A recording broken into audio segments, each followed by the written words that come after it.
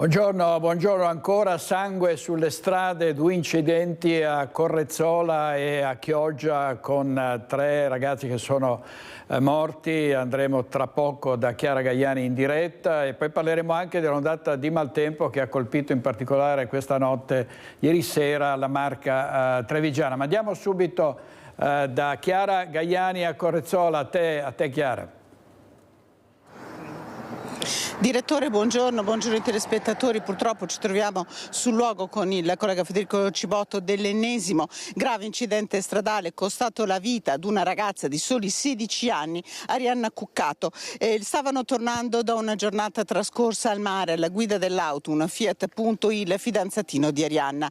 Una semicurva e poi questo lungo rettilineo. L'auto è uscita di strada proprio in questo tratto che sta inquadrando in questo momento il collega Federico Cibotto. Ha compiuto una corsa di qualche metro per poi finire in questo avvallamento. Adesso il collega viene e ha finito l'avvallamento, ha sostanzialmente preso il volo, si è cappottata, si è ribaltata addosso la recinzione e poi è finita esattamente qui, dove vedete ci sono ancora le chiazze di carburante dell'auto che appunto si era ribaltata e sono ancora presenti tutti i vetri della Fiat Punto. Dicevo, 5 giovanissimi a bordo tra i 16 e i 21 anni. Alla guida appunto il fidanzatino di Arianna, un ragazzo di 21 anni, al suo fianco c'era un altro ragazzo, le 3 amiche erano sedute dietro e dietro era seduta anche Arianna.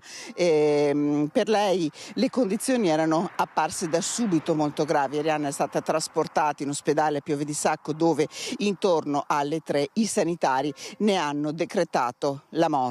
Quali sono le cause di questo incidente? Su questo ovviamente è stata aperta un'indagine. Per tutta la notte hanno condotto i rilievi carabinieri che sono tornati qui anche questa mattina. Tra le ipotesi al vaglio potrebbe esserci quello della distrazione o di un malore. Di sicuro il ragazzo, il giovane che era alla guida, non era sotto l'effetto di sostanze stupefacenti o sotto l'effetto di alcol. Questo ce l'hanno confermato questa mattina le forze dell'ordine. L'auto è stata posta sotto sequestro, sotto anche l'autopsia, anche la salma della povera Arianna a disposizione dell'autorità giudiziaria. Le 4 persone che erano con lei sono ricoverate in questo momento tra gli ospedali di Monselice e di Padova, ma le loro condizioni non destano particolari preoccupazioni. Allora io vi lascerei intanto all'intervista che con il collega Federico Cibotto abbiamo raccolto ad una persona che vive lungo questa strada. L'incidente davanti a casa sua, lui dormiva molto profondamente intorno all'una di questa notte, ma ci racconta quale sia la pericolosità di questa strada. Come vedete, insomma, parecchio traffico anche adesso che rintocca mezzogiorno. La Monselice Mare. Allora vi lascio per ora alle sue parole. Secondo me fuori la strada e si è capotato, però non si varia. È una strada pericolosa questa. Corre forte, tanto. E me ho sempre fatto il camionista, non è mai successo niente, per fortuna. Però tempo fa, proprio sull'angolo di Amura là, la macchina, stessa roba. Se da fuori è sbattuto. E corre troppo forte. Hai sentito che aveva solo 16 anni la ragazza, sì, che è morta? Solo 16 anni. Mi spiace proprio. Che non conosci neanche, però se appena venuto il papà si non mettere i fiori. Succede sempre, è successo anche tempo fa, altri 5 ragazzi, fatalità è da solo dall'altra parte e uno sta in mezzo alla strada e lo cacciapa in pieno, la macchina. Ancora anni, sarà 7-8 anni fa. Proprio sempre qua avanti. Ma secondo lei potrebbero fare qualcosa per migliorare la sicurezza di questa strada? Cosa ne pensa?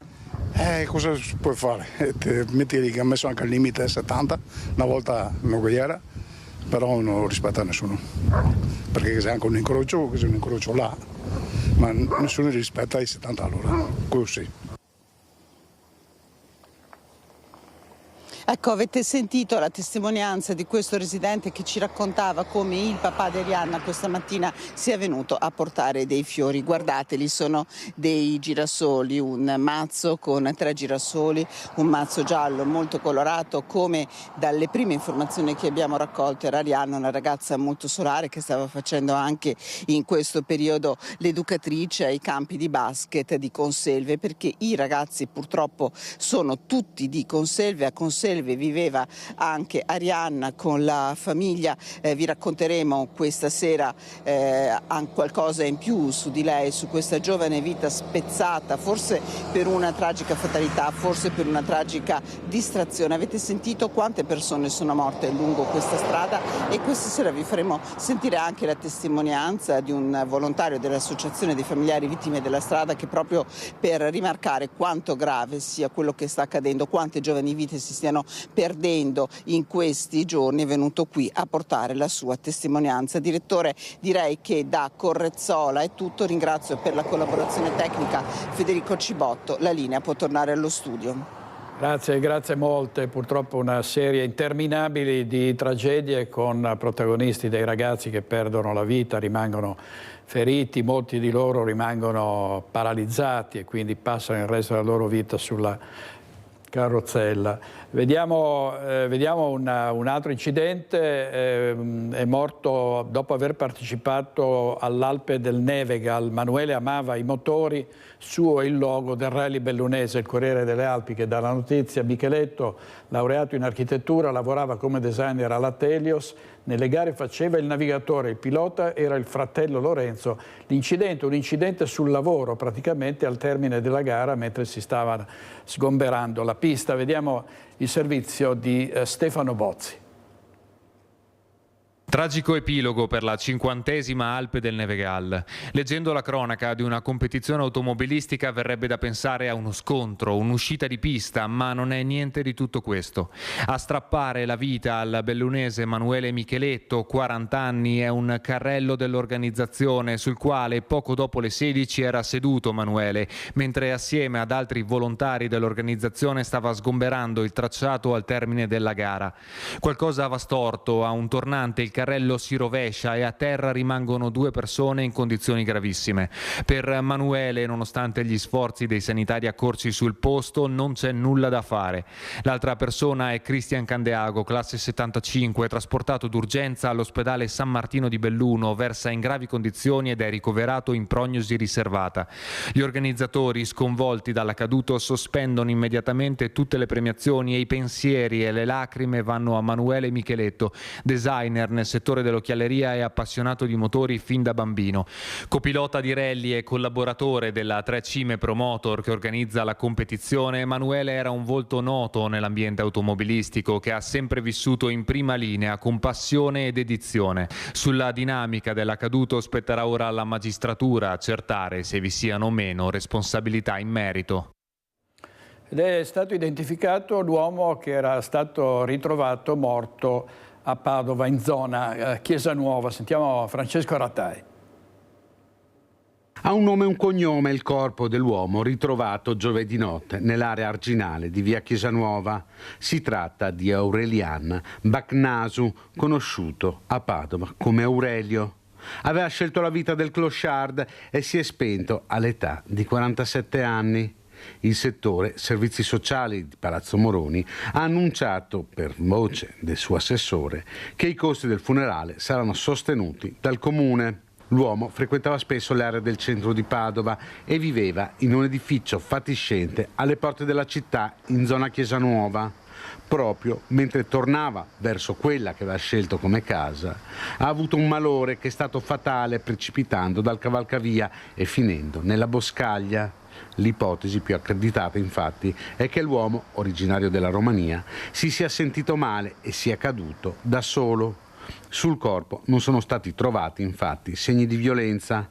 Il pubblico ministero, Roberto D'Angelo, ha comunque aperto un fascicolo per omicidio, atto necessario per procedere con le indagini. 6 amici, un itinerario escursionistico sul gruppo dolomitico delle Marmarole in comune di Calalzo di Cadore. Questo è lo scenario in cui ieri ha perso la vita una 34enne di Genova mentre scendendo lungo il vallone del Froppa, poco sotto Forcella Marmarole, è stata travolta da una scarica di sassi che non le ha lasciato scampo. A dare l'allarme verso le 18:30, l'amica che le stava vicino, sul posto è intervenuto l'elicottero del SUAM di Pieve di Cadore che nonostante le nubi e la difficoltà di interagire con gli escursionisti a causa della precarietà del segnale telefonico ha individuato il gruppo e recuperato la salma della donna per poi trasportarla all'ospedale di Pieve di Cadore dove è stata affidata ai carabinieri. Ha seminato il panico in centro a Padova un kosovaro di 42 anni, già noto alle forze dell'ordine per aver rubato un vaporetto nel 2014. L'uomo è stato arrestato dalla polizia. Sicuramente un nome e un volto noto alle forze dell'ordine il 42enne Imer Tosca, nato in Kosovo, e Apolide, fermato nella notte tra giovedì e venerdì dalla polizia di Padova. Nel suo curriculum criminale anche una rissa all'interno della Basilica del Santo e il furto di un vaporetto a Venezia nel 2014. Questa volta la polizia lo ha fermato per rapina e violenza sessuale. Teatro della furia dell'uomo, il centro padovano. In mezz'ora ha prima palpeggiato una donna, l'ha colpita con un pugno e le ha strappato dal collo la collanina. Non pago, ha rapinato del portafoglio un automobilista che stava parcheggiando in piazza Insurrezione. A dare l'allarme una donna di 46 anni che in via Santa Lucia era stata avvicinata dal 42enne che le chiedeva un rapporto sessuale. Al suo rifiuto l'uomo ha iniziato a palpeggiarla, in suo soccorso un'altra donna che ha chiamato le forze dell'ordine. L'uomo sembrava andarsene per poi tornare sui suoi passi, colpire al volto la 46enne e strapparle la catenina che portava al collo. Le volanti intervenute in zona hanno notato in via Emanuele Filiberto un uomo che urlava frasi sconnesse. I passanti riferivano agli agenti che era il protagonista di una rapina avvenuta in piazza Insurrezione. Un uomo è stato infatti rapinato del portafoglio mentre stava pagando il parcheggio. Gli agenti hanno quindi fermato Tosca e ricostruito la dinamica capendo che era la stessa persona che aveva molestato la 46enne. Ora l'uomo si trova in carcere e dovrà rispondere di violenza sessuale e rapina. Sui fatti è stato informato il pubblico ministero di turno. Vi dicevamo in apertura di un secondo grave incidente avvenuto a Chioggia all'alba. Una BMW è volata in un canale con dei giovani, ci sono 2 ventenni morti, un'altra persona gravemente ferita. Andiamo da Federico Fusetti e Francesca Pezzo per la parte tecnica a Chioggia. Buongiorno direttore, buongiorno ai telespettatori di Focus TG. Un po' in ritardo rispetto ai tempi previsti questo collegamento perché in effetti siamo in un tratto di strada abbastanza così tortuoso, magari anche difficile da individuare. Siamo tra il Brenta e il Bacchiglione, in pratica sulla strada che porta a Isola Verde da Chioggia e dalla Romea. Francesca Pezzo vi sta mostrando dove siamo. In questo momento vi sta mostrando da dove arrivava la BMW ieri mattina all'alba, una BMW che ha tagliato questa curva in pratica ed è finita direttamente nel canale alle mie spalle, qui in questo piccolo tratto che è libero del ponte. L'auto è finita lì dentro abbattendo anche un albero. Io sono con Riccardo Bonomo che insomma è un po' il portavoce dei cittadini che risiedono in questa zona e che si lamentano e che sono preoccupati di quello che succede. Altri incidenti sono avvenuti proprio qui. Vediamo rapidamente un po' la dinamica di quello che è accaduto. Dicevi bene direttore, 2 ragazzi morti, 20 e 25 anni e un 34enne che è gravemente ferito, ricoverato in ospedale. Vediamo cos'è successo. L'auto che sbanda e vola giù nel canale, una tragedia all'alba di domenica, forse dopo il rientro da una serata in compagnia, ed è di 2 morti il tragico bilancio dell'incidente stradale avvenuto a Chioggia in località Lungadige. Nelle immagini il lavoro dei vigili del fuoco arrivati immediatamente sul posto in via Busiola, posto segnalato ampiamente sui social dagli stessi residenti che da tempo ne denunciavano la pericolosità. L'erba alta, la curva nascosta dopo un rettilineo. I 2 giovani deceduti sono stati estratti dalle lamiere dell'auto nell'auto già privi di vita avevano 20 e 25 anni. Unico sopravvissuto il 33enne che era con loro e che è stato portato d'urgenza in ospedale a Mestre. Le sue condizioni sono serie. La macchina, una BMW X5, probabilmente viaggiava a forte velocità. Secondo una prima ricostruzione sarebbe andata a sbattere contro un albero e poi giù nel canale. Sul posto, oltre all'elicottero del SUEM, anche una volante del 113 di Chioggia. I sospetti che potesse esserci a bordo una quarta persona e dunque un disperso sono stati confutati dopo diverse ore di ricerche da parte dei sommozzatori. Culture, il vigneto non è mio, è del confinante. Ci sono novità precise sull'identità di questi ragazzi perché avevano pochi documenti con loro, sembra siano operai dell'est Europa che lavoravano e anzi vivevano soprattutto a Isola Verde qui vicino. Riccardo Bonomo è il presidente del Comitato Cittadini Sant'Anna, cioè di questa zona, preoccupati e soprattutto insomma l'ennesimo grido d'allarme che lanciate su questa strada. Sì, purtroppo in questo caso è un incidente che è costato la vita a dei giovani e per questo ci dispiace, facciamo anche condoglianze ai propri familiari.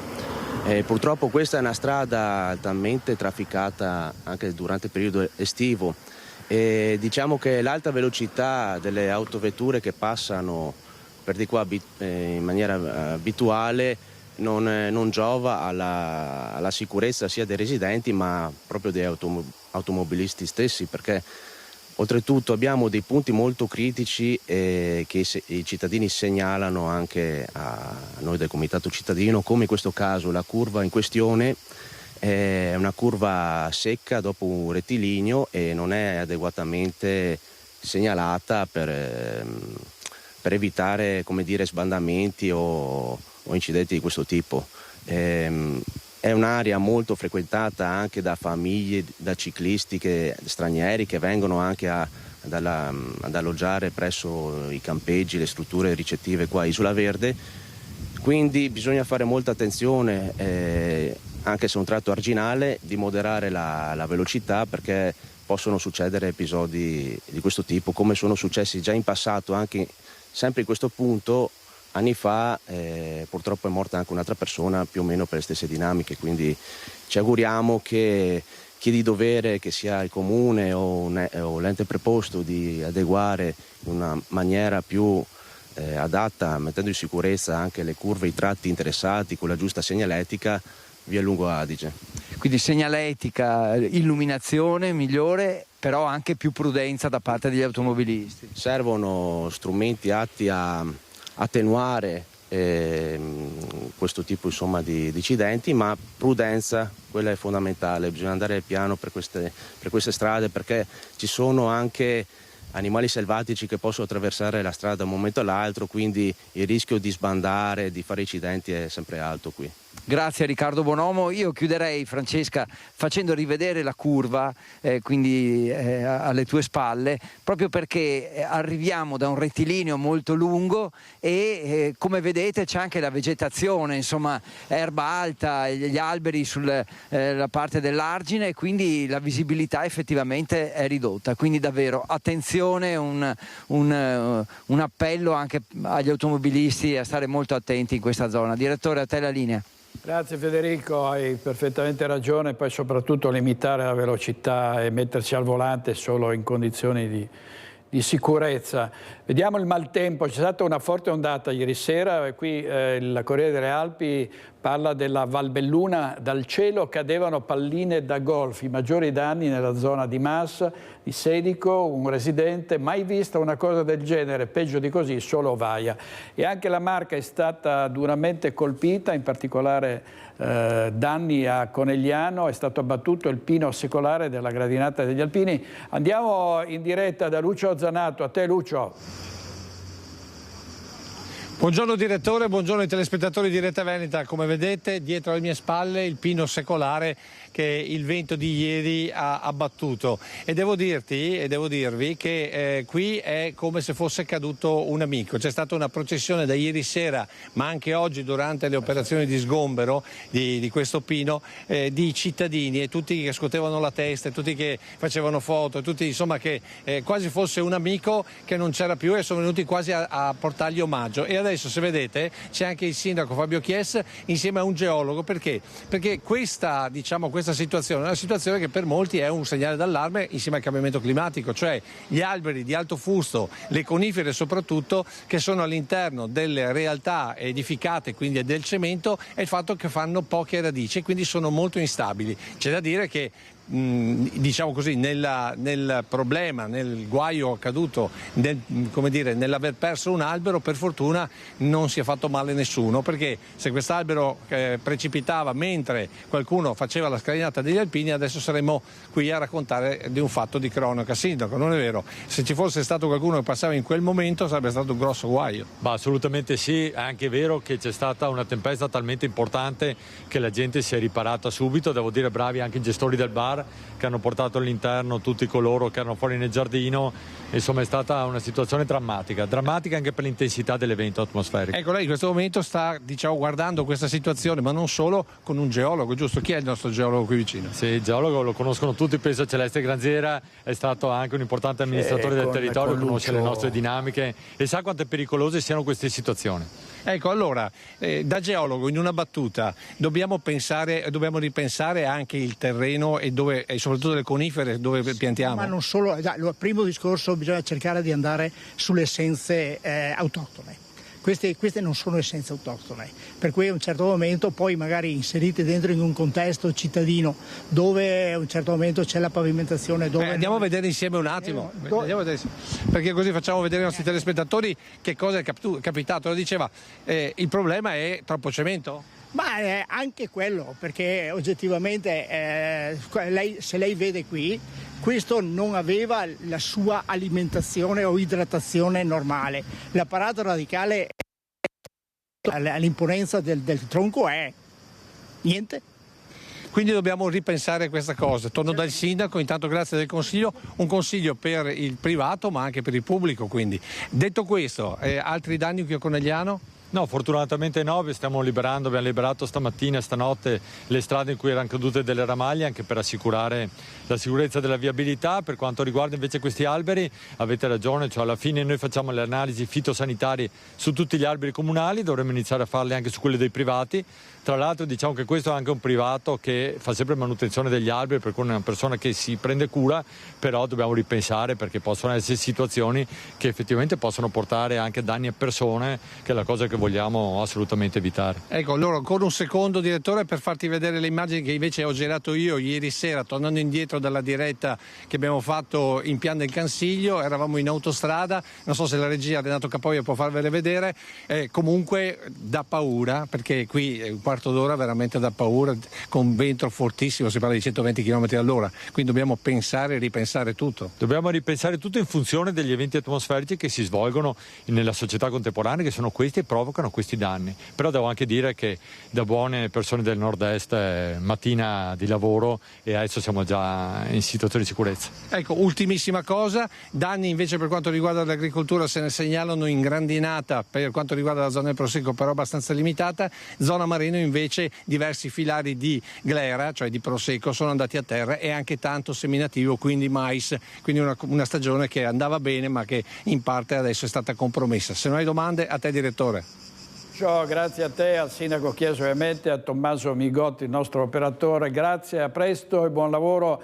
Andiamo adesso sempre sul versante del maltempo da Edi Kaliman a Macerata, dove ci sono stati molti danni, vento violentissimo e poi danni anche alle abitazioni e alle imprese. A te Edi.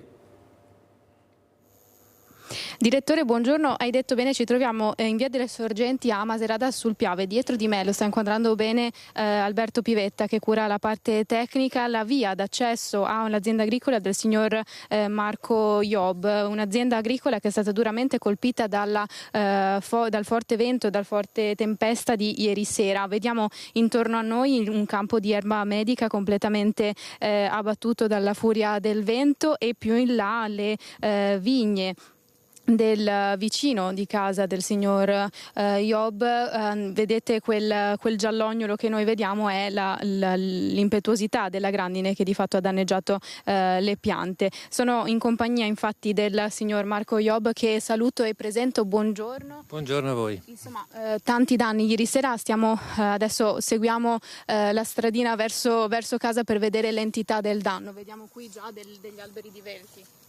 Sì, è stata una furia, perché è venuto giù, cos'era, verso le 8:30 più o meno, in maniera molto molto rapida, un vento fortissimo, non ho mai visto un vento così impetuoso, ha piegato le piante, spezzando i rami più grossi, ma poi sradicandole proprio da zero. Sì. Poi se andiamo di là si vede meglio, sradicandole proprio dalle radici. Poi è arrivata la pioggia e la grandine secca, ha fatto 10 minuti di grandine imbiancando per terra chicchi attorno ai 2 centimetri, che hanno rovinato purtroppo il vigneto del mio confinante e l'orto di mia moglie, ma insomma quello è meno grave. Ecco, quello che è impressionante è stata la violenza dell'evento. Non ho mai visto, 35 anni che sono qua, un vento così impetuoso. Ecco, se vedete qui dietro, queste sono 3 acacie di 40 anni, sono state proprio divelte dalla base, sradicate. Come quelle dietro di noi. Come quelle dietro di noi, esatto. Adesso c'è Alberto che ci sta seguendo con la telecamera, riusciamo a far vedere infatti. Sono acacie che lei diceva una, sono riuscito a potarla in tempo e non è caduta, l'altra invece ha avuto la peggio. L'avevamo potata da pochi giorni, proprio per alleggerirla. Forse ce la siamo chiamata così, però le altre che erano integre sono state proprio sradicate. Vedi le radici, è tirato su proprio da zero. E anche un ex cavo. Lì c'era un palo della luce in cemento armato, che era la linea qua l'avevamo interrata da tempo, proprio perché essendoci gli alberi per evitare problemi. Però il palo era rimasto e c'era un glicine che si era arrampicato, ha spezzato come uno stecchino un albero, un pilone in cemento armato. Lei diceva adesso bisogna ripensare a questi alberi. Sì, perché parte adesso l'impegno per riordinare tutto.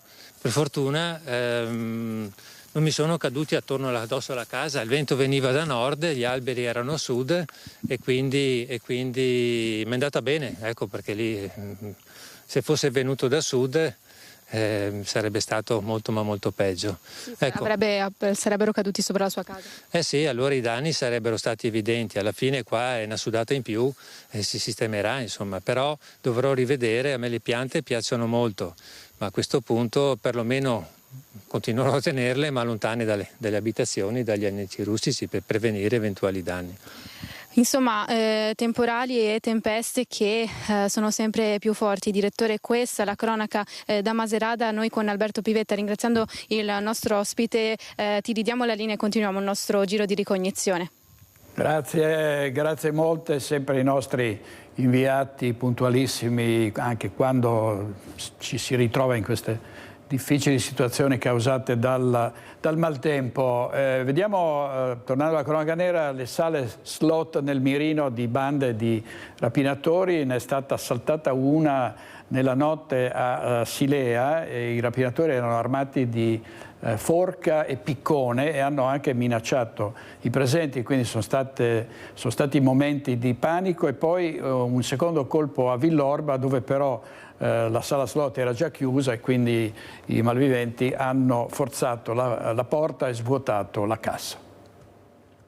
Brandendo una forca, un piccone, una pala ed un bastone hanno fatto irruzione nei locali dove ancora c'era una quindicina di clienti ed una dipendente. Attimi di paura, a mezzanotte e mezza nella sala slot Las Vegas, nella zona commerciale di Silea. 4 i banditi arrivati a bordo di un Audi grigia, uno è rimasto fuori a fare da palo, gli altri 3 sono entrati. Incappucciati col passamontagna dove si vedevano solo gli occhi, uno è rimasto fermo dentro la sala dicendo appunto ai clienti di non muoversi, altri 2 sono venuti verso l'ufficio dove appunto ci sono le casse, minacciando i clienti che erano qua del banco del bar sempre di non muoversi. I rapinatori spaccano il manico della pala contro un frigo, poi entrano nell'ufficio. Sono andati sulla cassa, hanno preso l'incasso che c'era, circa 2.000 euro, e da là hanno preso e sono usciti, scappando via. Non sono mancati i momenti di tensione quando un giovane cliente che era in bagno è fuggito all'esterno trovandosi davanti il complice che ha cercato di fermarlo, o quando una donna ha avuto un attacco di panico. C'è una signora che le è venuto un attacco di panico, un attacco di ansia, comunque ha incominciato a tremare. Però devo dire che io sono soddisfatta delle persone che erano qua, dei nostri clienti, perché nessuno ha rischiato, veramente sono stati tutti fermi e hanno proprio ascoltato in modo tale da comunque in modo tale che non succedesse niente di brutto. Prima di fuggire i malviventi hanno anche arraffato la borsa della dipendente terrorizzata. Piangendo gli ha chiesto: per piacere lasciatemi la borsa, i documenti, le chiavi e tutto il resto, e in realtà un cliente subito dopo ha trovato la borsa tirata verso, sulla strada qua principale, e l'ha presa, l'ha riportata qua e dentro la ragazza ha tutto. Subito sono stati allertati i carabinieri che conducono le indagini sulla rapina. Secondo le testimonianze dei presenti, uno dei rapinatori era di colore, altri 2 avrebbero parlato tra loro in albanese. Ma questo non è l'unico colpo della notte. Poco più tardi, forse la stessa banda ha preso di mira un'altra sala slot in via Volta a Villorba. Qui il locale era già chiuso. Per entrare i malviventi hanno forzato la porta. Ho fatto questa, buonasera Giulia, io quando ero venuta c'è la polizia e già che fa sicurezza notturna, il signore mi aspettava. Allora hanno detto qua, è entrato dentro, ha preso i soldi, ma quando i soldi dobbiamo ancora conteggiare. Ancora da quantificare dunque il bottino del secondo colpo, dopo il quale i banditi sono fuggiti facendo perdere le proprie tracce. Sul posto gli agenti delle volanti della questura di Treviso che conducono le indagini. È morto tragicamente mentre faceva base jumping Matteo Mazza, originario di Orsago. È stato ricordato dalla famiglia in paese, centinaia di messaggi di cordoglio per la sua scomparsa. Aveva 37 anni Matteo Mazza ed una grande passione per l'avventura, la libertà, lo sport. È stato tradito dalla tuta alare che da diversi anni ormai lo accompagnava. Era maestro di sci, amante ed esperto conoscitore della montagna. Faceva base jumping. È morto il 13 luglio scorso finendo con la sua tuta alare durante un volo contro una montagna. La notizia è stata resa nota soltanto in questi giorni, quando la famiglia, molto nota ad Orsago, si è riunita per ricordarlo. L'incidente a Gudvangen, nel sud della Norvegia, il salto a 1480 metri di altitudine sopra la Valle dei Laghi. A lanciare l'allarme dopo l'incidente una persona che con il binocolo aveva visto il giovane lanciarsi e poi scomparire. I soccorritori sono stati allertati alcune ore dopo il corpo ritrovato senza vita. Sul casco, ancora attiva la telecamera, ha ripreso gli ultimi istanti di vita di Matteo. Commosso il ricordo sui social della famiglia e degli amici che lo conoscevano bene. Ieri a Orsago per Matteo un momento di raccoglimento con tutta la famiglia. L'urna con le sue ceneri farà presto rientro in Italia. Servizio di Anna De Roberto. Il padre di Filippo Turetta, l'assassino di Giulia Cecchettin, Nicola Turetta, ha chiesto scusa dopo le intercettazioni diffuse nelle scorse ore sul colloquio avuto con il figlio in carcere, in cui lo stesso minimizzava il gesto atroce del figlio e si dimostrava preoccupato perché una volta uscito riuscisse a laurearsi. Gli ho detto solo tante fesserie, non so se avevano qualche immagine del colloquio in carcere. Gli ho detto solo tante fesserie, non ho mai pensato che i femminicidi fossero una cosa normale. Erano frasi senza senso, temevo che Filippo si suicidasse. Abbiamo le immagini del colloquio o no? Ecco. Queste le sue parole, ha descritto quegli istanti come devastanti, impossibili da gestire per la paura che il figlio potesse togliersi la vita, come in molti casi era già successo nel carcere di Montorio. Vi prego, ha concluso Nicola Turetta, non prendete in considerazione quelle stupide frasi, abbiamo un altro figlio a cui pensare, dobbiamo cercare di andare avanti in qualche modo, anche se è difficilissimo, provo vergogna per quelle frasi, non le ho mai pensate. Vorrei dire al riguardo che, come al solito, sui social si scatenano gli haters e si infierisce su una famiglia, sui genitori che sono vittime a loro volta di quanto di terribile ha compiuto il figlio. Il padre e la madre vanno a trovare questo killer in carcere a Montorio, gli parlano, sanno che nei giorni precedenti ci sono stati 3 suicidi, sono preoccupati perché lo vedono disperato, ovviamente disperato, e quindi cercano di confortarlo e di fare in modo che non possa fare quello che hanno fatto altri detenuti, cioè quindi togliersi la vita. Non si può infierire, sia pure con frasi che sono discutibili se estrapolate da questo contesto, ma non è giusto e non è possibile infierire su una famiglia così duramente colpita. Le colpe dei figli non devono ricadere sul padre e sulla madre, così come le colpe dei padri e delle madri non devono ricadere sui figli. Cerchiamo di affrontare queste situazioni con quella moderazione consona alle persone civili e non a coloro che non perdono occasione per esercitare anche a loro volta, sia pure in maniera diversa, quella che è una vera e propria violenza.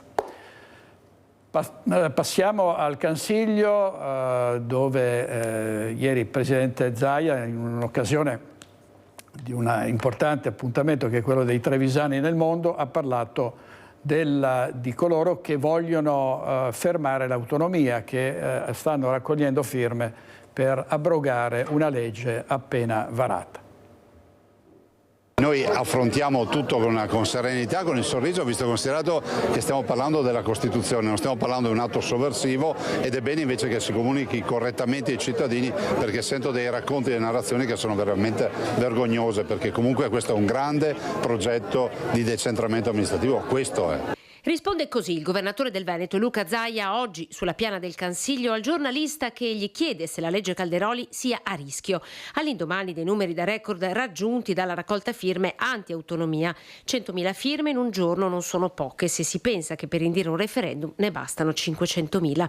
Referendum che, se dovesse essere votato, potrebbe per il governatore del Veneto davvero dividere il paese, mettendo in scena la lotta del nord contro il sud. Il vero spacca Italia sarà rappresentato dal referendum. Il referendum porterà l'Italia, se mai si andrà a referendum, in una maniera e ne uscirà un'altra Italia, un'Italia sicuramente spaccata tra Guelfi e Ghibellini, tra chi voleva la propria autonomia e non l'ha ottenuta, o chi voleva l'autonomia e l'ha portata a casa, e chi votava contro e non voleva dare l'autonomia a qualcun altro. Zaia ha tirato per la giacchetta in queste ore dopo il terremoto in Laguna. Suo potrebbe essere il nome del prossimo candidato del centrodestra se Brugnaro dovesse lasciare chiosa anche sulla questione pedemontana. La superstrada esclusa dal governo dalla riforma delle concessioni autostradali, facendo così sfumare il sogno del governatore della holding delle autostrade del nord-est. Il provvedimento non è ancora chiuso perché deve andare in Parlamento. Devo dire che trovo scandaloso che qualcuno dica ma la pedemontana è in perdita, l'abbiamo scritto noi per primi, i primi 9 anni comunque non chiuderà un bilancio in attivo. Le infrastrutture vanno fatte anche una visione di prospettica, è inutile poi lamentarsi sempre che non abbiamo i servizi. E fra l'altro sto parlando di un'infrastruttura che non ho inventato io, me la sono trovata, ho avuto solo il merito di averla conclusa, se non sarebbe l'ulteriore incompiuta in questo paese. Così il Presidente Zaia ieri al Consiglio, e ha risposto il segretario Dem Andrea Martella, ha detto è inaccettabile affermare che il referendum divida l'Italia. Lo ha detto all'inaugurazione della Festa dell'Unità a Puos Pianlonghi, e ha risposto così a distanza alle dichiarazioni del governatore. Capisco un certo nervosismo, scrive Martella, alla luce delle già 190.000 firme raccolte. dopo aver provato a modificare con precise proposte in Parlamento il disegno di legge Calderoli e dopo aver riscontrato la totale chiusura della maggioranza, il referendum ci appare la strada giusta per dare la parola ai cittadini, spiegando che la legge sull'autonomia differenziata voluta dalla Lega è sbagliata e pericolosa. Lede il rapporto, continua Andrea Martella, fra unità della Repubblica e il ruolo delle autonomie come stabilito dall'articolo 5 della Costituzione e senza la definizione dei LEP e senza risorse per la perequazione cristallizzerà, conclude Martella, le diseguaglianze sociali e territoriali con il rischio di creare una confusione normativa senza precedenti e una voragine nei conti pubblici. Quindi una guerra a distanza tra Zaia e Martella, ne parleremo stasera ovviamente a Focus con i nostri ospiti e con i vostri commenti, ma adesso andiamo a Mussolente perché c'è un allarme per il virus Zika, un uomo in rianimazione e ovviamente iniziata la disinfestazione. Sentiamo Vanessa Banzato. Buongiorno direttore, le persone che ci stanno seguendo, mi trovo con la sindaca di Mussolente Elena Bontorin perché si è verificato un caso di virus Zika. La persona, come appena appunto detto anche tu, la persona che è stata, pare sia stata appunto da questa zanzara, si trova in rianimazione all'ospedale di Bassano del Grappa, ma ci vuole fare un po' il punto, sindaca, di quello che è successo e di come vi state muovendo soprattutto, perché è anche partita la disinfestazione. Esatto. Allora, intanto vanno puntualizzate alcune cose. Questo nostro concittadino è rientrato dall'estero già con vari sintomi non tanto riferiti al virus Zika, ma con altri problemi di salute per i quali è stato ricoverato dopo poche ore del rientro in abitazione. Quindi davvero ci troviamo con anche la persona infetta che è rimasta nel nostro territorio misquillese per davvero poche ore prima di essere ricoverato al San Bassiano e quindi aver appurato anche la presenza del virus. Però è in rianimazione per altri problemi di salute. Il virus Zika colpisce soprattutto le persone anziane, persone in gravidanza, fragili, però non è questo il caso, davvero ci riferiamo ad altre problematiche di salute. Quello che abbiamo fatto è da ieri aver interloquito con il servizio igiene e sanità pubblica dell'ULSS 7, abbiamo fatto un'unità di crisi e abbiamo programmato le attività di disinfestazione. Da questa mattina sono partite, ne approfitto per ringraziare i cittadini che sono stati veramente dei cittadini modello, quelli interessati nella zona del raggio, insomma dei 200 metri che era stata richiesta proprio da protocollo regionale, si sono resi tutti disponibili, c'è qualcuno che ci ha lasciato addirittura i cancelli aperti per permetterci di entrare anche nei giardini proprio per fare le attività di disinfestazione e domani proseguiremo però in maniera diversa. Da domani le attività proseguiranno fino al 1° agosto dalle 5 della mattina fino alle 7 della mattina con attività dove l'insetticida verrà nebulizzato nella strada e negli ambienti. Non avremo più la necessità di entrare nei giardini, ma chiediamo comunque ai cittadini di per l'orario insomma dalle 5 alle 7 di mantenere comunque gli animali all'interno, non solo cani, gatti, ma anche galline, capre, visto che in quella zona ci sono, mantenerli a riparo, come a riparo anche cibo, ciotole, i giochi che utilizzano, i giochi per bambini, cercare di coprirli e anche finestre chiuse e aria condizionata spenta. Questa poi si potrà insomma ritornare alla vita insomma normale dalle 8:30 circa, massimo 9 della giornata, proprio per dare modo all'insetticida di essere assorbito insomma dal terreno. Questo fino al 1° agosto. Questo fino al 1° agosto. Nel frattempo l'ULSS mi ha assicurato che farà dei monitoraggi, hanno raccolto dei campioni anche questa mattina, ma siamo tranquilli proprio perché anche gli scorsi monitoraggi non avevano rilevato nessuna criticità, quindi sono abbastanza tranquilla nel dire che davvero abbiamo agito in maniera preventiva, veloce, si chiama unità di crisi proprio per la necessità di partire per tempo, ma non ci troviamo in un'emergenza sanitaria. L'ha detto anche il direttore Bramezza ieri, stiamo tranquilli, noi ci stiamo tutelando proprio per non andare incontro a insomma aggravamenti nei prossimi giorni. L'area principalmente coinvolta qual è? È quella di via Cimberle, piazza Cimberle e l'area un po' limitrofa, quindi diciamo verso nord di Mussolente. Quindi ecco il primo caso, però adesso sono partite tutte quante le operazioni per cercare di limitare al massimo. Tra l'altro, direttore, c'è anche una curiosità, perché proprio domenica sera, proprio ieri sera, c'era la storica, tradizionalissima processione della Madonna dell'Acqua, e si è fatta lo stesso ma con un distinguo. Eh sì, da ieri ci siamo attivati, ho sentito il parroco e abbiamo cambiato via. La Madonna questa volta ha fatto un giro un po' diverso, siamo scesi per via degli Alpini, e questa è l'occasione di ringraziare non solo la Protezione Civile che questa mattina ci ha affiancato, ma anche l'Associazione Nazionale Carabinieri e la Polizia Locale, che ieri sera ci hanno davvero tanto supportati durante la processione, che è dovuta passare proprio per la nostra rotonda, quindi in un tratto davvero pericoloso, ma che siamo riusciti insomma ad attraversare in sicurezza, ed è stato anche un bel momento con la cittadinanza. Ecco, perché sennò doveva passare proprio in mezzo all'area, proprio dove appunto adesso siete in azione per la disinfestazione. L'alternativa era annullarla, ma sapendo quanto è importante per i cittadini di Mussolente la processione della Madonna dell'Acqua, con i ragazzi insomma della classe dei 18 anni insomma che la portano, mi sarebbe dispiaciuto dover rinunciare a questo momento, e quindi l'alternativa l'abbiamo trovata ed è andato tutto bene. Avete notizie per quanto riguarda invece la persona che soffre adesso di questo virus Zika? La persona è stabile, mi hanno chiesto di non dare maggiori informazioni, però davvero rincuoro tutti che per quanto riguarda il virus è veramente stabile, se non riportare insomma i soliti sintomi, ma che non sono gravi. Per gli altri problemi di salute è appunto ricoverato, ma è seguito insomma dai nostri medici. Quindi hai sentito anche tu, direttore, insomma tutto pare sia sotto controllo, è partita subito questa azione di prevenzione, disinfestazione preventiva, quindi insomma speriamo che sia davvero un caso unico e isolato. Da Mussolente è tutto, ti ricedo la linea. Grazie a Vanessa Manzatto e per la parte tecnica Renzo Rigoni. Invitiamo a Focus questa sindaca molto telegenica, molto simpatica, che sorride, no? Tanti sindaci e tante sindache, nonostante i loro problemi, sorridono, ed è sempre un bel biglietto da visita per chi li incontra. E si sono svolti oggi i funerali di Gabriele Brazzo, l'86enne, che è il primo morto di West Nile in Veneto. Dalla direzione regionale di prevenzione il punto sui primi mesi dell'anno. Gabriele Brazzo, 86 anni, papà dell'ex sindaco di Candiana Chiara, si è spento venerdì.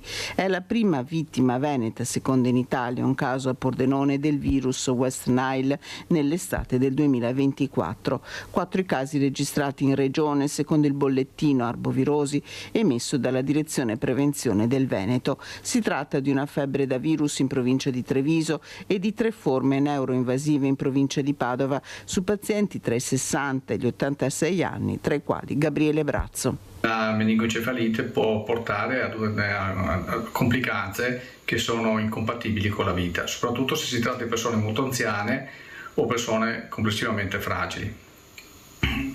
Ci aspettiamo ulteriori casi nelle prossime giornate, nelle prossime settimane, perché, come detto, da una decina di giorni, 2 settimane, si è avuta evidenza di zanzare con il virus, quindi possono aver già appunto diverse persone, e in qualche caso dopo 10 giorni, 2 settimane si hanno sintomi.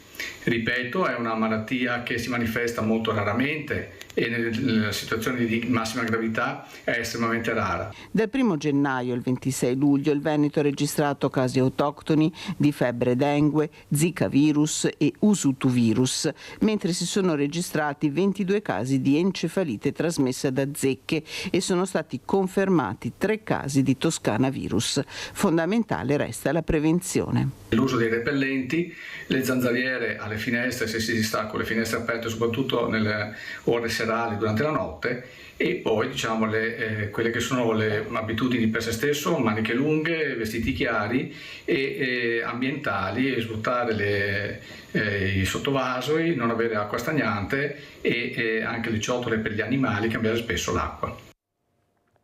Una notizia che riguarda una collega, la giornalista Mediaset Gaia Padovan, che racconta il suo tumore. Lo IOV e gli amici fanno rinascere. In un post su Instagram la professionista della comunicazione padovana ha condiviso la malattia, il percorso di cura. La prevenzione salva la vita, e questo dalla nuova Venezia. Ne abbiamo parlato l'altra sera a Focus, cioè la riforma di Matteo Salvini per le reti autostradali che riguardano, e qui una riforma che riguarda anche il Veneto. Lo Stato in sostanza si prenderebbe una parte dei pedaggi per occuparsi di manutenzione e per, si dice, togliere una parte del potere ai concessionari. Polemiche da parte di Flavio Tosi che dice ma questo è proprio il contrario dell'autonomia. Vediamo. Fino adesso l'autonomia è stata predicata ma non viene praticata perché di concreto non c'è ancora nulla, perché c'è la legge ma deve essere fatta l'attuazione. Quello che viene attuato praticamente da subito è che invece è lo spoglio delle concessioni autostradali che oggi poggiano i piedi molto saldamente nei territori. Altro che autonomia, dice il coordinatore regionale di Forza Italia Flavio Tosi, la nuova riforma targata Matteo Salvini sulle concessioni autostradali va nella direzione diametralmente opposta, quella della centralizzazione, da qui un sospetto che diventa presto un attacco agli alleati leghisti. E del resto l'autonomia viene approvata adesso che c'è un governo, Forza Italia, Fratelli d'Italia, Lega. Ma chi ha governato con Conte, segnatamente la Lega, in quei 5 anni per l'autonomia cosa ha fatto? Tornando alle autostrade, il tema in Veneto è dirimente perché il provvedimento varato dal governo, che presto arriverà in Parlamento, prevede di riportare allo Stato, tra le altre, le concessioni in scadenza relative alla Brescia-Padova e alla 22 del Brennero. C'è un rischio molto concreto per i nostri territori perché se pensiamo alla tangenziale sud di Verona, alla tangenziale est di Verona, al raccordo di Padova, alla tangenziale di Vicenza e in generale quello che le autostrade hanno realizzato come opere compensative, come opere straordinarie nei decenni sui nostri territori, nel momento in cui gli utili, che sono quelli che poi generavano questo tipo di risorse, vengono portati a Roma, allo Stato centrale, chi garantisce a noi veneti che quegli utili generati qua, con l'inquinamento qua, perché le autostrade generano anche inquinamento, non vadano poi spesi in tutt'altra regione. Nel novero delle concessioni che passano allo Stato non c'è, come invece preannunciato, la superstrada pedemontana veneta, i cui conti attualmente e anche nel medio termine sono in rosso. Le castagne restano quindi sul fuoco. Forse qualcuno sperava di poter trasferire i rischi di impresa dalla pedemontana allo Stato, ma ripeto, rispetto a questo c'è un contenzioso anche all'interno del governo e anche rispetto all'Unione Europea, perché ci sarebbe un aumento dei costi del debito pubblico, con il rischio anche di vedere aumentati i pedaggi per altri cittadini in altre parti del nostro paese. Un grosso, gigantesco spreco di denaro pubblico e evidentemente, coerentemente con l'autonomia, ce lo dobbiamo anche pagare del tutto. I buchi che ha fatto ce li dobbiamo pagare tutti quanti in casa. Ringrazieremo Luca Zaia anche di questo. Da capire cosa accadrà al progetto di una grande holding autostradale veneta che nelle intenzioni dello stesso Zaia doveva ricomprendere sia la pedemontana che gli altri tratti in un'ottica di equilibrio finanziario. Fonti interne di Palazzo Balbi affermano che la partita non è affatto chiusa, si prospetta quindi una serie di emendamenti in Parlamento e l'ennesimo cortocircuito politico, con le tensioni nel centrodestra che davanti adesso hanno un'autostrada per correre ancora più veloci. L'inchiesta della magistratura sulla corruzione a Venezia, l'inchiesta cosiddetta Palude, vediamo il titolo del Corriere del Veneto: Boraso e il vorticoso giro di soldi per tappare i buchi. Matteo sono pressato. Intanto il centro-sinistra ha compatto contro la giunta che chiede le dimissioni del sindaco Brugnaro, che si presenterà in Consiglio Comunale a Mestre il 2 agosto. Un maxi schermo posto al piano terra del municipio di Mestre con la richiesta dell'opposizione di un secondo megaschermo da posizionare invece all'esterno di via Palazzo.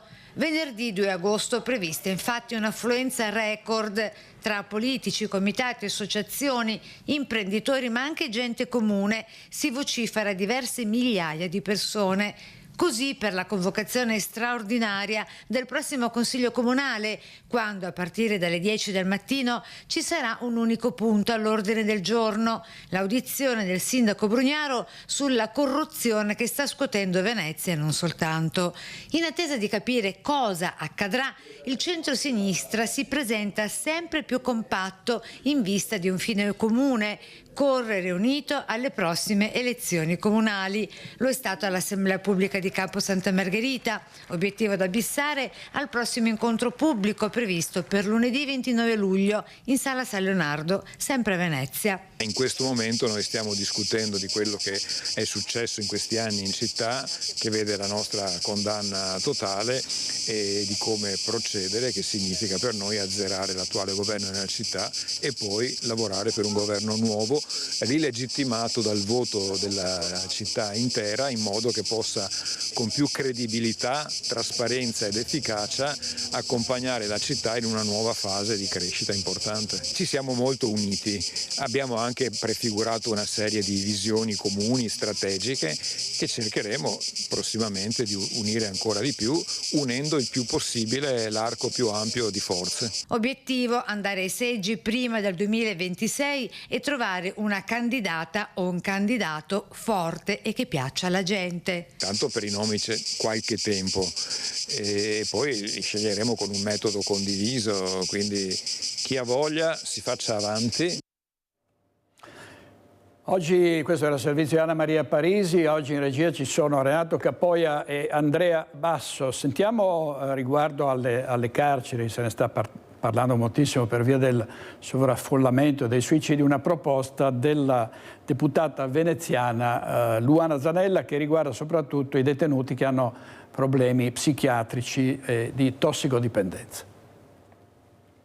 Una cella di 9 metri quadrati con una capienza per una persona, occupata invece da 3, con tossicodipendenti insieme a persone con disturbi mentali e poi detenuti che dormono nei corridoi, sulle brandine, perché nelle celle posto non ce n'è. 260 i carcerati presenti al Santa Maria Maggiore di Venezia a fronte dei 190 posti disponibili, così dal report della deputata veneziana di Alleanza Verdi e Sinistra Luana Zanella, in mattinata in visita al penitenziario veneziano. Abbiamo il problema del sovraffollamento e quello lo sappiamo. Cosa significa questo? Significa che qui ci sono una buona percentuale di persone tossicodipendenti o con problemi di tipo psichiatrico, le due cose, i due aspetti spesso sono intrecciati, che non dovrebbero stare in carcere. E poi c'è il problema del turnover delle guardie penitenziarie, in fuga, è il caso di dire, da Venezia, perché definita sede disagiata e per questo con un punteggio superiore rispetto alle altre sedi penitenziarie d'Italia, da raggiungere non appena si arriva all'apice del punteggio raggiunto. Quindi gli agenti vengono, accumulano un certo punteggio e poi cercano di andarsene. E poi i tanti, troppi suicidi, oltre 55 da inizio anno qui a Venezia, l'ultimo il 14 luglio scorso. L'aria condizionata che non c'è, con temperature più che torride. Occorre, dice la deputata veneziana, una modifica alla riforma Nordio, così l'onorevole Zanella la chiederà di rientrare a Roma. Tra i punti lo sconto di pene ai cosiddetti detenuti fragili, con le cure al posto del carcere per tossicodipendenti psichiatrici. E quindi insomma diciamo che dal mio punto di vista ho elementi importanti per intervenire la prossima settimana quando ci sarà presentato il decreto Nordio. Servizio di Anna Maria Parisi ancora dal Corriere del Veneto, vediamo il titolo: il sondaggio che divide il centrodestra, Lega e lista Zaia vincono anche da sole. Questo in vista delle regionali per agitare, quindi si agitano ulteriormente le acque all'interno della coalizione del centrodestra, perché da questo sondaggio si evince che la lista Zaia insieme a una lista civica e a quella della Lega potrebbe vincere comunque le elezioni. Ne ha parlato anche recentemente Roberto Marcato qui a Focus, citando il cosiddetto tridente. Vediamo gli hater scatenati contro Stefano Pelloni, capogruppo del PD in Consiglio Comunale a Treviso, dopo le sue dichiarazioni di apprezzamento della pastasciutta antifascista organizzata da CGIL e ANPI alcune sere fa, e lui replica con la volontà di denunciare, fare una denuncia. Vediamo. Ma sulle denunce io penso di sì, nel senso che oggi in Italia non è pensabile di scrivere con nome e cognome, questo è quello che mi preoccupa, che ci sia un tale sdoganamento di questi argomenti oggi nei social, per cui ci si senta liberi di scrivere con il proprio nome e cognome degli insulti pesantissimi. Da tutta Italia sono partiti gli insulti nei confronti del capogruppo del Partito Democratico trevigiano Stefano Pelloni, il termometro del clima che ancora oggi in Italia suscita il dibattito sull'antifascismo. Pelloni si dice pronto a denunciare offese pesanti per le quali il capogruppo Dem ha già incassato la solidarietà da destra a sinistra. Che il tema continui ad essere divisivo lo conferma il dibattito andato in onda ad Antenna 3. A lei ci sarebbe andato se l'avessero invitata? No, perché poi questo è il vero tema. L'antifascismo viene utilizzato come una clava dalla sinistra da tempo, forse dalla teorizzazione del fascismo eterno da parte di Umberto Eco, quindi almeno da una trentina d'anni, quando oggi un vero pericolo fascista non esiste. Una connotazione politica che serve per serrare i ranghi l'antifascismo celebrato dalla sinistra, secondo Raffaele Fredda di Fratelli d'Italia. Esiste oggi il pericolo di una dittatura fascista in Italia? Probabilmente no. Esiste un tema legato all'antisemitismo? Esiste un tema legato al razzismo?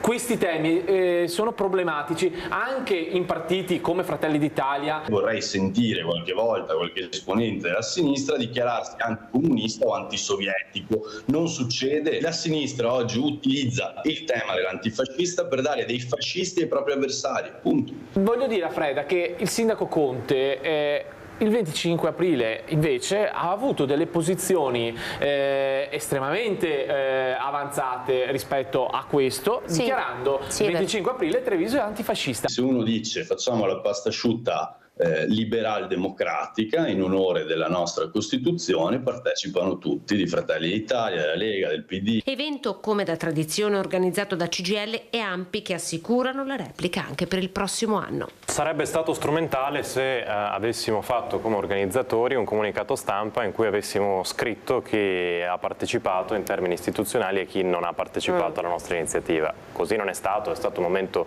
pubblico, aperto, a cui tutti potevano partecipare liberamente.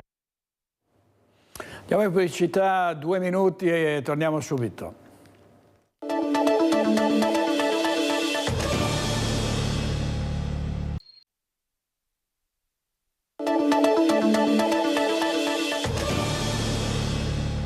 Di nuovo in diretta con Focus TG, andiamo a Bassano del Grappa dove spunta un maxi progetto per Villa Serena, ma sono tanti gli aspetti da chiarire ed è stata quindi presentata un'interrogazione. Ci dice tutto Alex Giuliano. Che cosa bolle in pentola per la casa di riposo IPAB Villa Serena a Solagna? A scoperchiare la pentola, per vederci chiaro, ci ha pensato la consigliera comunale Laura Carraro di Ora per Solagna. I fatti sono questi. Nel 2021 l'IPAB acquista un terreno adiacente alla struttura in un progetto di espansione della casa di riposo con la creazione di un'area verde. Questo progetto, che la cittadinanza non conosce nella sua interezza, avrebbe visto spuntare nel tempo alcune sostanziali modifiche, come ad esempio la sparizione dell'area verde e poi la necessità di acquisire anche un altro terreno su cui insiste un'abitazione attualmente concessa in locazione.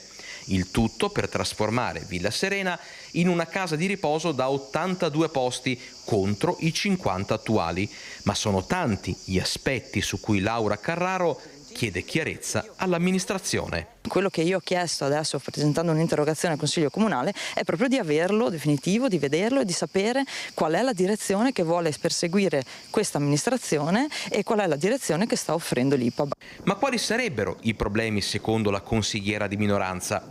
In ordine sparso, la mancanza dell'area verde originariamente prevista, l'assenza di parcheggi, il pericolo che un'operazione del genere paralizzi il centro di Solagna e l'area residenziale coinvolta, la mancanza, ad oggi, di garanzie sulla sostenibilità dei costi e sull'effettiva utilità di una struttura di 82 posti a Solagna, ma soprattutto la necessità che i cittadini vengano informati e coinvolti. Non è uno stravolgimento così forte da un punto di vista di numeri, ma da un punto di vista urbanistico sì, lo è. Prevederà, tra l'altro, ai numeri che ho visto io, un impegno economico molto alto. Si sta parlando, dai numeri che ho visto da passati di quasi 8 milioni di euro. Viene ipotizzato l'acquisto di un altro immobile confinante e la cosa che mi ha lasciato molto perplessa è che il Comune si sia impegnato, almeno a detta della direttrice alla Regione, addirittura a favorire questa compravendita di quest'altro immobile e in caso di mancata compravendita perseguire la via dell'esproprio. Sono aree residenziali, se deve essere fatto uno sviluppo, se vogliono fare uno sviluppo urbanistico all'interno dell'operazione IPAB, chiamiamola così, deve diventare zona servizi, il che vuol dire che deve votarla il Consiglio Comunale. È il Consiglio Comunale che in questo momento può dire che garanzie ho, che cosa mi verrà realizzato, qual è il vantaggio per la popolazione di Solagna, è necessario per il nostro territorio. Andiamo alla prima pagina del giornale di Vicenza con i titoli: da fuoco al distributore di benzina, arrestato 26enne e poi fugge all'alto, fermato con quasi 8 kg di droga, contanti e orologi di lusso. Maxi Rissa durante la sagra, l'ira del sindaco, limiti all'alcol, è successo a Due Ville. A Schio perde il controllo della Porsche e finisce in un campo, ferito il conducente. Vento e pioggia anche nel Bassanese, allagamenti, alberi e rami caduti, 50 chiamate ai vigili del fuoco. Restiamo a Vicenza e vediamo un servizio di Luisa Bertini sui cosiddetti buchi neri nella città. Buchi neri della città verso il rilancio, un passo avanti si compie per l'ex Siamic, vecchia stazione delle Corriere a ridosso di Campomarzo, angolo dimenticato tra Viale Verdi, via Battaglione Monteberico, dismessa da anni, per la quale è arrivata una manifestazione di interesse in risposta al bando esplorativo, premessa ad un'asta pubblica vera e propria, per cui la provincia intende accelerare i tempi affinché eventuali offerte potrebbero formalizzarsi e il bene possa essere aggiudicato e riqualificato. La notizia dell'ex Siamic è sicuramente positiva, quindi un'offerta nella manifestazione pubblica di interesse che porta, assieme a quella che è stata la notizia per l'investimento sulla ex caserma Borghesi, ad investimenti importanti su quella che è la nostra provincia di Vicenza. Sono il frutto, l'evidenza di un lavoro che è lungo e dura settimana dopo settimana fino appunto a portare a questi risultati. Si tratta ora di in qualche modo accelerare i tempi per arrivare all'asta pubblica e far sì che il bene possa essere aggiudicato nei termini di legge al miglior offerente, appunto che potrebbe essere sia la società che si è presentata ma anche altre che si vanno ad aggiungere. Noi continueremo il nostro lavoro per riqualificare questi immobili dismessi e per far sì che queste aree un po' degradate della città siano via via riqualificate.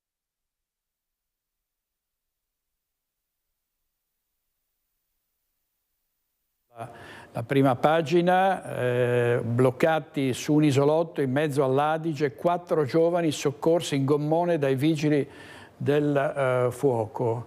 Davvero è stata una situazione a quanto pare molto delicata, molto difficile, ma questa volta non c'è stata perdita di vite umane.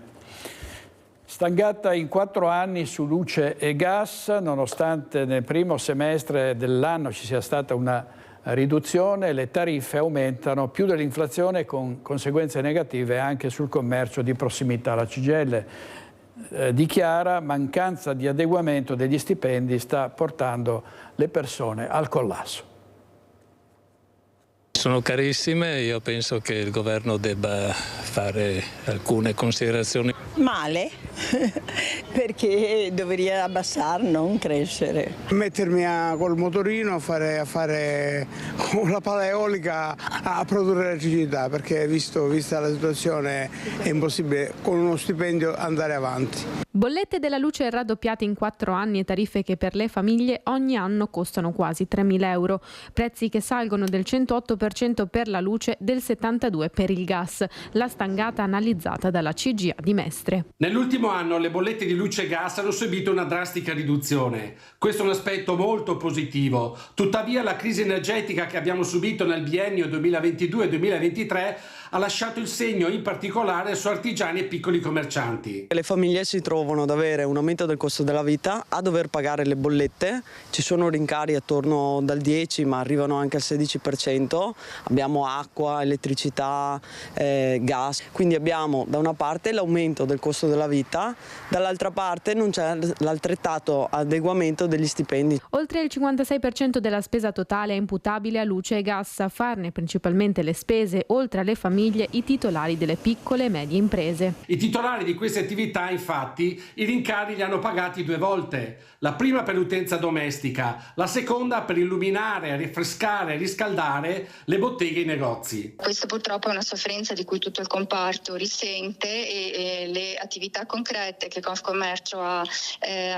potuto in questo periodo mettere in campo sono lo sportello energia, cioè un luogo fisico nelle ASCOM che presidiano tutto il territorio della provincia, dove trovare una consulenza gratuita peraltro per individuare una soluzione più efficace possibile rispetto al proprio standard di consumi. Associazioni di categoria che corrono ai ripari, mentre a beneficiare dell'aumento dei costi dell'energia, stando allo studio della CGA, sono state le grandi società energetiche, con circa 70 miliardi di extra profitti, a danno però delle casse pubbliche. Queste grandi aziende dovevano versare quasi 13 miliardi e mezzo all'erario di contributi di solidarietà. A consuntivo invece è emerso che hanno pagato meno della metà di quanto previsto. Se da un lato questi dati dicono appunto che nell'ultimo semestre c'è stata una leggera diminuzione, però le previsioni per tutto l'anno 2024 è che ci saranno costi elevati, quindi di conseguenza insomma non ci saranno neanche risorse da parte dello Stato a fare interventi con bonus che magari sono stati dati negli anni passati ma che non ci saranno più, e che anche quella sarà una difficoltà per le famiglie. E invece va a gonfie vele il prosecco nel mondo, con dati particolarmente esaltanti sul mercato russo, che lo incorona come lo zar dei vini. Sono le bollicine che stanno imperversando in tutto il pianeta. Vediamo. Il prosecco è lo zar dei vini. Sono questi dati a confermarlo. In bottiglie esportate in Russia più 156% quest'anno rispetto al 2023, ma anche in rubli più 132% rispetto all'anno scorso. Sono solo alcuni dati della rilevazione fatta da Nomisma e presentati qualche giorno fa a Valdobbiadene in un incontro organizzato dal Condifesa per i produttori delle vigne eroiche.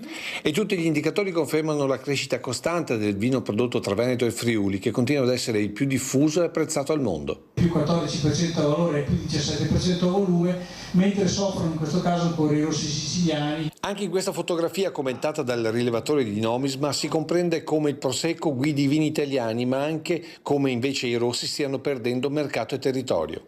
Questo perché la gradazione porta ad un minor consumo, soprattutto nel settore bar e ristoranti, legata alla guida e ai controlli con l'etilometro.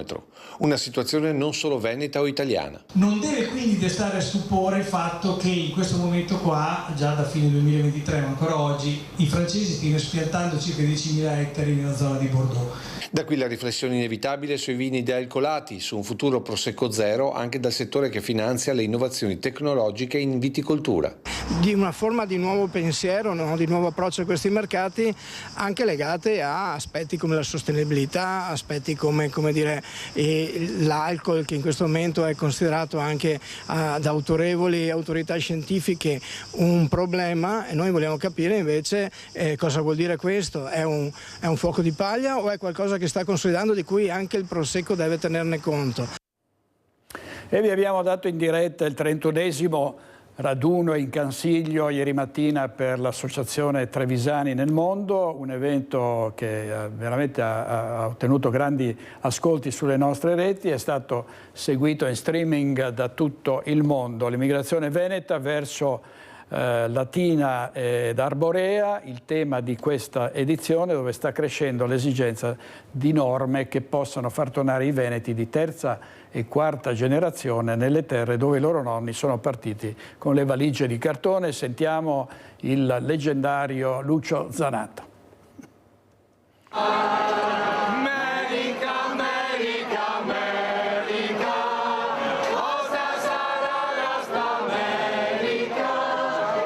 Sono parole di una delle più popolari canzoni sull'emigrazione trevigiana e veneta nel mondo. Storie di speranza, ma anche di delusioni, di truffe e di riscatto sociale, ma soprattutto di fatica e coraggio. Perché ci vuole tanto coraggio lasciare la propria terra, i propri cari e le proprie radici per un futuro probabile verso l'ignoto. Perché è questa la storia raccontata dai tanti labari che anche quest'anno hanno fatto da cornice al 31esimo raduno dei trevigiani nel mondo in Pian del Cansiglio. Prima con la sfilata dei labari delle sezioni, poi con i confalloni dei comuni e infine con la celebrazione della Santa Messa presieduta dal Vescovo di Vittorio Veneto. Quindi vuol dire che l'emigrazione ha assunto un significato anche più ampio. E siamo tutti emigrati in questo senso qui. Più ampio perché notevole è l'interesse di figli e nipoti dei nostri emigranti per le loro radici, come per il Brasile. Negli ultimi anni abbiamo avuto delle crescite esponenziali, del 4-5% ogni anno di crescita, anche perché, diciamoci la verità, molti veneti quando sono nati lì poi hanno fatto anche fortuna, quindi molti di loro sono persone che stanno anche bene economicamente e quindi è anche un turismo, se vogliamo, di livello molto importante. Turismo delle radici, ma anche richiesta di tornare a vivere dove sono partiti i propri bisnonni. Oggi per molti comuni un problema, ma per il Veneto sarà sempre più una risorsa. La storia dell'immigrazione è straordinaria anche perché si sviluppa tra passato, presente e futuro, ovviamente con caratteristiche diverse, però noi abbiamo una fortuna, abbiamo un tesoro di esperienza che è quella del passato che ci serve oggi per lavorare nel presente e soprattutto per programmare il futuro, dando la possibilità a coloro che vogliono tornare nei nostri paesi di metterli nella condizione di tornare. Un rientro programmato, ma soprattutto seguito e formato per un inserimento utile nel nostro tessuto economico e sociale, soprattutto dei piccoli centri, dove più forte si è subita l'emigrazione. Una gestione a guida regionale, ma con un coinvolgimento delle associazioni. A ottobre si riunirà a Venezia la consulta dei Veneti del mondo per rapportarsi con la regione, per definire i nuovi progetti, le nuove azioni, per trovare quelle strategie che siano capaci di rafforzare sempre più questo legame. Giovani trevigiani e veneti che vogliono rientrare, giovani che si mettono in gioco all'estero, un po' come i loro avi, anche se oggi il tema non è più la povertà, ma l'opportunità. Fenomeni che sono e saranno sempre più il futuro anche dei trevigiani nel mondo. Io ricordavo che sono nate proprio delle sezioni nuove in Brasile, fatte soprattutto da giovani. Ecco, ci sono dei giovani che rientrano e che riescono a integrarsi molto bene. Figli di emigranti nati all'estero, sono rientrati, si sono inseriti in maniera molto positiva, molto bella nelle loro comunità, tanto da arrivare a avere anche ruoli di amministratori pubblici. Ecco, questa è la provincia di Treviso, questi sono i nostri giovani ed è il futuro anche della nostra associazione.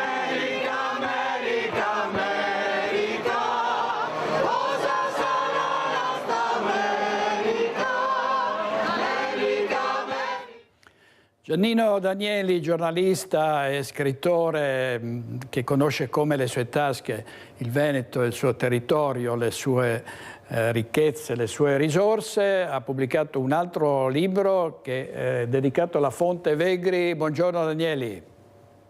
Direttore, buongiorno e buongiorno anche a tutti quanti i telespettatori di Media Nord-Est. Grazie, grazie. Grazie molte. Allora abbiamo visto la copertina, Fonte Vegri, una felsina d'incanto, si tratta di una fonte scoperta nel 1771 che rimane l'unica fonte attiva nel Valdagnese. Perché un libro su questa fonte? Immagino che ne racconti la storia.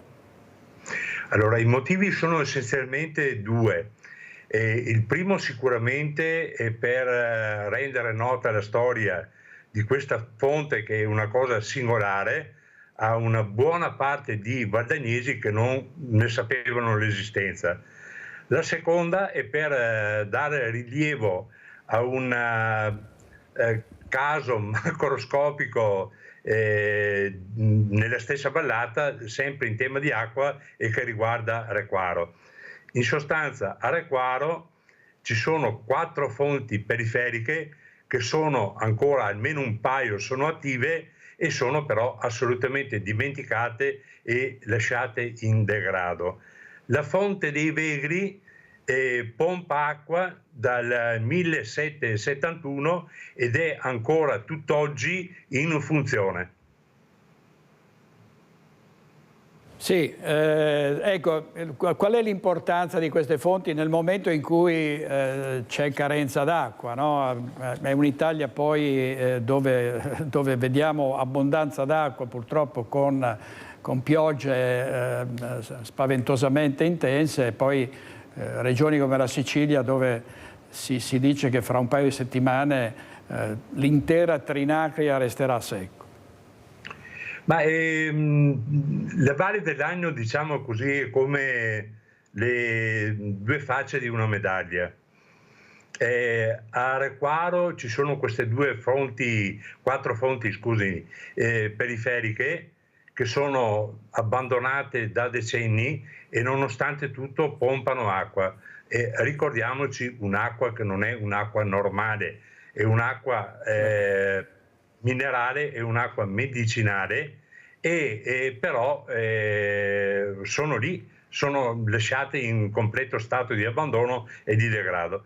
A Valdagno invece c'è l'unica fonte che appunto risale al 1771, è stata scoperta e pompa acqua ancora, non è più di uso pubblico dal fine degli anni 70, però i proprietari ne hanno conservato interamente l'identità e la funzionalità, e quindi vede, da una parte c'è una attenzione massima, parlo della fonte dei Vegri, all'importanza dell'acqua, e invece a Requaro, e non certamente solo, le colpe sono veramente ripartite, c'è scarsa e colpevole disattenzione.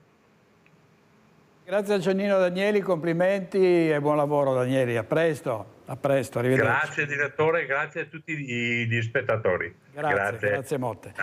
Allora andiamo in pubblicità con Renato Cappoia e Andrea Basso, torniamo subito, state con noi.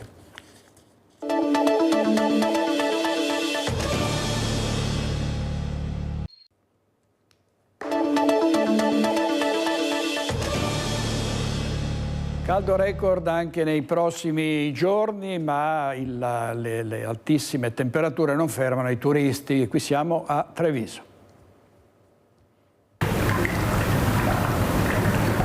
Il termometro che sfiora i 35 gradi, la fontana delle Tette ed il desiderio di un po' di refrigerio richiamano i turisti che in questa torrida domenica di fine luglio sfidano il caldo per visitare la città. Al ritorno eravamo a Levico, abbiamo fatto un giro il weekend a Levico e siamo tornati indietro per Treviso e non ce n'eravamo mai stati, quindi è la prima volta, per cui...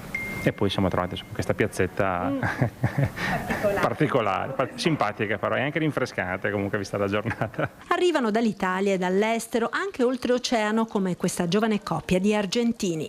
Do you like Treviso? Yes. Sì, è una città molto bella. Il fiume è adorabile, è molto limpido e la città è piena di verde. Arriviamo da Bergamo, complimenti per la città molto molto bella. Fa caldo ma insomma merita fare una gita. Sì, no. Poi ci sono tutti questi archi, si sta anche al fresco.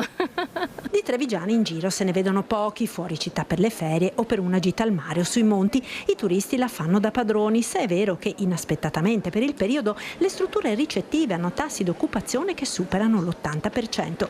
In Piazza dei Signori acqua fresca e ventilatori assicurano un po' di refrigerio sotto il sole cocente. Abbiamo venuto per provare il tiramisù, che è proprio di Treviso, mi hanno detto, no? L'avete già provato? No, stiamo aspettando.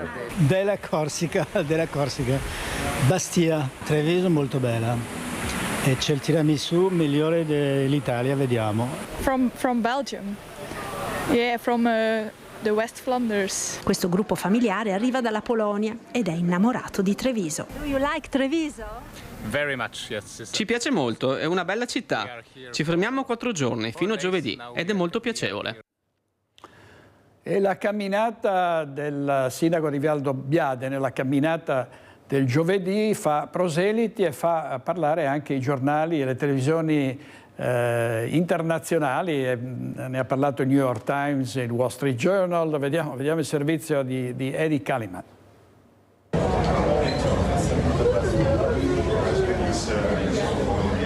Il primo a rimanere a bocca aperta dopo aver visto la storia delle sue passeggiate per perdere peso negli schermi dell'aeroporto di Amsterdam è proprio lui, il sindaco Luciano Fregonese. Una storia che non si ferma e fa il giro del mondo.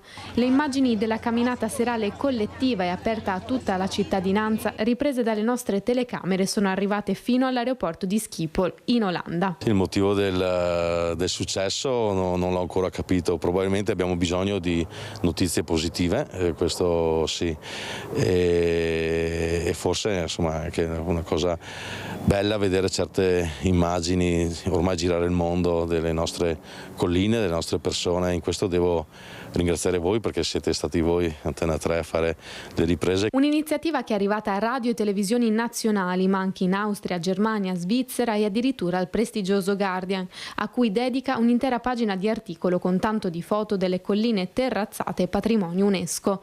Cominciate con poche decine di persone passo dopo passo, portandosi dietro di sé ora fino a 215 cittadini, Fregonese varcherà metaforicamente l'oceano.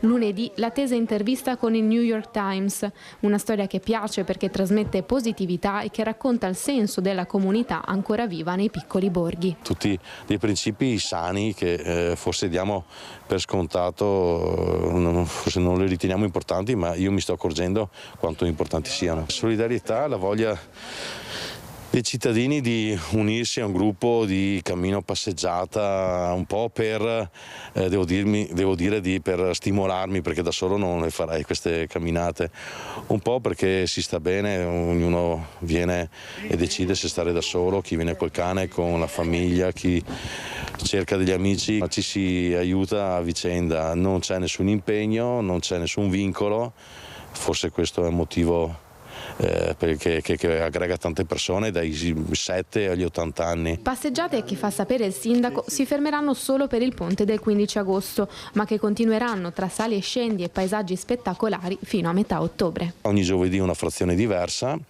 Oggi devo dire che il 10%, forse meno, vengono a camminare per chiedermi cose, lamentarsi, insomma per un ricevimento. La maggior parte viene per stare assieme, per stare bene assieme. Che effetto le fa partire da Valdobbiadene e arrivare fino a New York? Ma è strano. È bello, quindi quando una cosa è bella non bisogna vergognarsi, a volte tendiamo a non esprimere i nostri sentimenti per non sembrare esosi, per non essere fastidiosi, invece una cosa è bella e va detta e non mi vergogno di rilanciare la notizia. È bello mandare in giro per il mondo le belle immagini del nostro paese e i bei messaggi che le nostre comunità danno. Complimenti al sindaco di Valdobbiadene. Adesso vediamo Federica Pellegrini che ha annunciato così, con questo video, la sua partecipazione a Ballando con le Stelle. Amore, non riesco a trovare le scarpe. Amore, quali scarpe che te ne sei parlata 20 paia? Ma no! Le scarpette da ballo. Le scarpe da ballo? Sì. È confermato? Si va ballando? È confermato. Devo parlare col ballerino prima? Sì, va bene, va bene.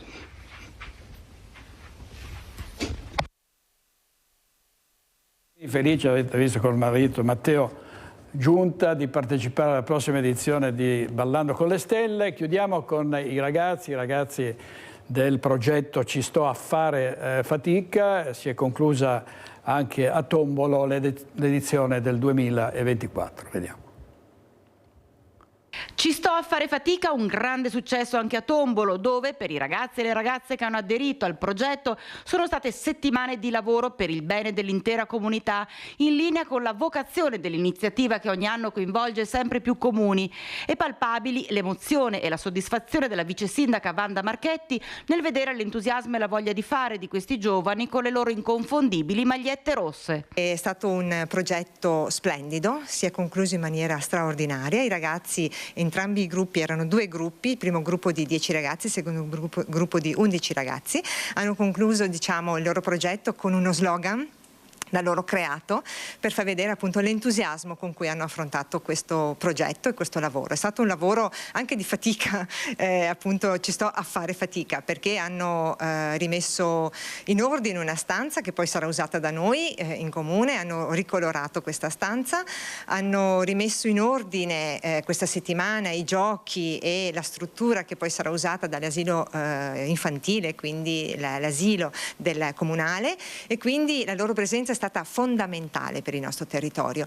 Abbiamo appunto questi ragazzi che si sono messi in gioco e guidati da un tutor e da un handyman che appunto sorvegliava il lavoro dei ragazzi, più che sorvegliava li guidava, perché sono stati poi appunto guidati nel loro lavoro. Una cosa interessantissima che è stata fatta è stato anche un rapporto con i ragazzi, un confronto con i ragazzi, quindi non solo un lavoro manuale ma anche un lavoro di confronto dove abbiamo cercato di estrapolare proprio dai ragazzi le loro idee, le loro voglie, i loro sogni e le loro voglie di fare.